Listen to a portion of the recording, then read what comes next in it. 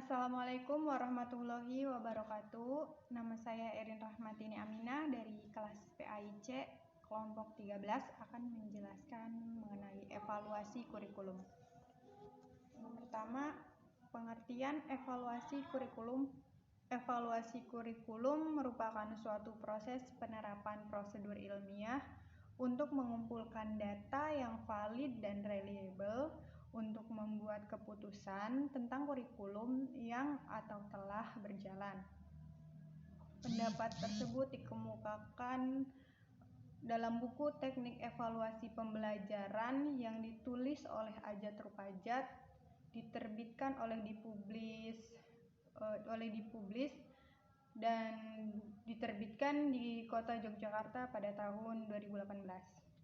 Kemudian tujuan evaluasi kurikulum diantaranya adalah memberikan informasi terkait dengan pelaksanaan pengembangan kurikulum, menjadi landasan untuk kebersihan, memberikan alternatif pemecahan masalah kurikulum, dan memahami serta menjelaskan karakteristik dan implementasinya. Ada pula fungsi evaluasi kurikulum, terdapat dua fungsi, yaitu fungsi formatif dan fungsi sumatif. Fungsi formatif adalah fungsi evaluasi dalam memberikan informasi dan pertimbangan terkait dengan usaha perbaikan kurikulum. Sedangkan fungsi sumatif adalah fungsi kurikulum dalam memberikan pertimbangan terkait hasil dari pengembangan kurikulum. Kemudian manfaat evaluasi kurikulum tidak jauh berbeda dari tujuan evaluasi kurikulum. Pendapat tersebut dikemukakan dalam buku Telaah Kurikulum yang ditulis oleh Lise Kamisijatin, diterbitkan oleh Universitas Muhammadiyah Malang di Kota Malang pada tahun 2019. Kemudian ada langkah-langkah evaluasi kurikulum. Di sini saya membuat struktur langkah-langkah evaluasi kurikulum. Ada 3 langkah evaluasi kurikulum, diantaranya adalah rencana informasi yang dibutuhkan. Yang kedua, rencana pengumpulan data, dan yang ketiga, rencana penyediaan informasi. Yang pertama ini ada rencana informasi yang dibutuhkan, terdapat definisi sistem, kemudian spesifikasi keputusan-keputusan, ada pula statement tentang kebijakan evaluasi dan statement asumsi tentang evaluasi.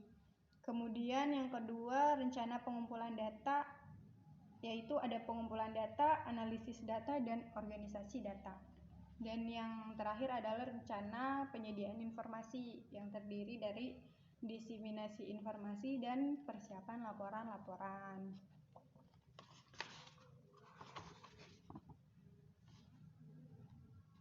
Ini dikemukakan oleh buku yang sama seperti tujuan, fungsi, dan manfaat evaluasi kurikulum. Kemudian ada strategi evaluasi kurikulum, yaitu diantaranya ada penentuan lingkungan tempat terjadinya perubahan, kemudian ada pengenalan dan penilaian terhadap berbagai kemampuan, ada pula pendekatan dan prediksi hambatan yang mungkin terjadi, dan yang terakhir adalah penentuan keefektifan proyek yang telah dilaksanakan. Pendapat tersebut dikemukakan dalam blog Hamalik Omar pada tahun 2007. Dan yang terakhir adalah model-model evaluasi kurikulum. Ada 3 model, yaitu model diskrepensi, yang kedua model contenance, dan yang terakhir model CIPP. Pendapat tersebut dikemukakan dalam buku yang sama dengan tujuan, fungsi, dan manfaat serta langkah-langkah evaluasi kurikulum, yaitu pada buku Telaah Kurikulum yang ditulis oleh Lise Kamisijatin yang diterbitkan oleh Universitas Muhammad. Dan yang terakhir adalah model CIPP.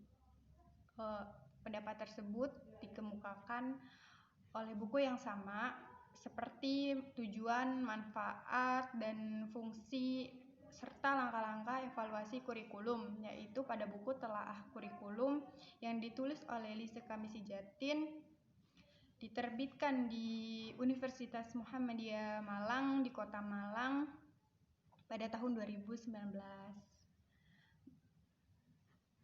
Itu saja yang dapat saya sampaikan. Terima kasih. Kurang lebihnya mohon maaf. Wabillahi taufik wal hidayah. Wassalamualaikum warahmatullahi wabarakatuh. Mohon maaf, masih banyak kesalahan Ibu.